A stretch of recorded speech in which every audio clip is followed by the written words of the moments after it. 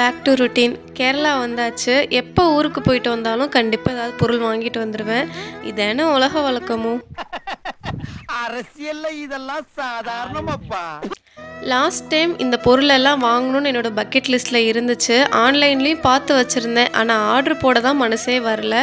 நேரில் பார்த்து வாங்கிக்கலாம்னு நினச்சிட்டு இருந்தேன். என்னோடய ஃப்ரெண்டை மீட் பண்ணிவிட்டு வரும்போது தான் இது எல்லாமே வாங்கியிருந்தேன். ஃபஸ்ட் ஒன் இந்த ப்ரஷ் எல்லாம் போட்டு வைக்கிற இந்த ஸ்டிக் பாக்ஸு.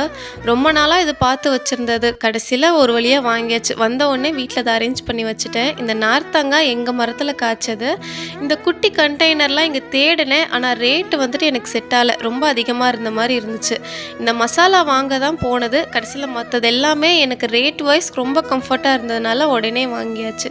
என்னன்னு தெரியல, இந்த மசாலா மட்டும் எனக்கு இங்கே கிடைக்க மாட்டேங்குது. அதுக்கப்புறமா ஊர்லேருந்து கொண்டு வந்து இந்த வேப்பந்தலை, செம்பருத்தி இலையெல்லாம் எடுத்து தனித்தனியாக வச்சுக்கிட்டு இருந்தேன். காலையில் எடுத்து வெயிலில் வைக்கணும்.